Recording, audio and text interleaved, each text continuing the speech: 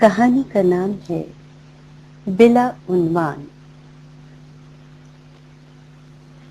وہ جانتا تھا کہ زندگی کے سارے لمحے نظم بننے کے انتظار میں زندہ ہے، اس لیے وہ نظم لکھتا تھا۔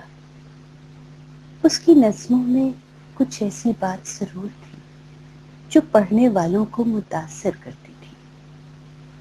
اس کی نظمیں بلا عنوان ہوتی، بس نظم لکھ کر جیسے اس کی ذمہ داری ختم ہو جاتی تھی۔ اگر کوئی نظم مانگتا تو وہ چھپنے کے لیے دے دیتا۔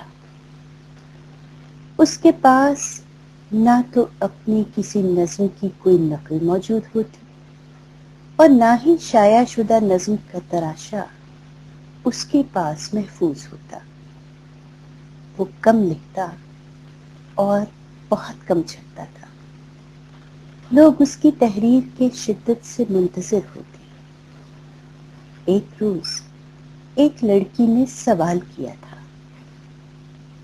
تم اپنی نظم پہ عنوان لکھنا کیوں بھول جاتے ہو؟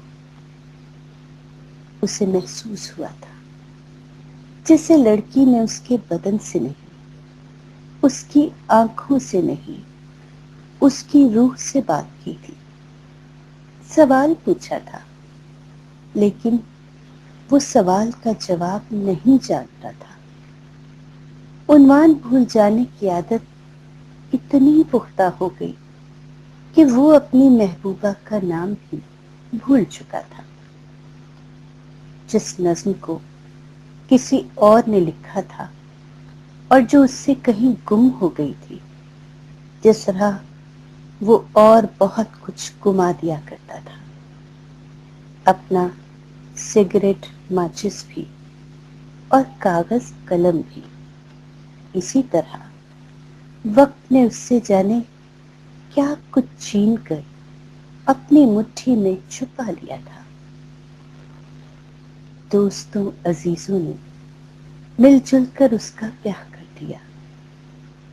جب اس کی بیوی نے اس کی سوچ سے، اس کی مٹی سے نظمیں تخلیق کی، تب بھی وہ ان نظموں کو عنوان دینا بھول گیا تھا۔ ایک دن تو وہ ان نظموں کے خالق کا نام بھی بھول گیا، جیسے برسوں پہلے اس کا نام ہاتھ سے سکے کی طرح گر گیا تھا۔ اس دن کے بعد اسے اپنا آپ بھی ویسا ہی لگا۔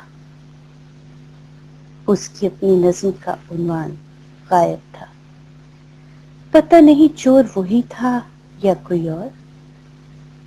کبھی لگتا ہے جیسے چور وہ لڑکی ہے جس نے عنوان بھول جانے کی بات کی تھی، لیکن اس لڑکی کو بھی وہ برسوں پہلے اپنے دل کی سیڑھیوں سے گرا کر زخمی کر چکا تھا۔ شاید وہ راستے ہی میں مر گئی تھی،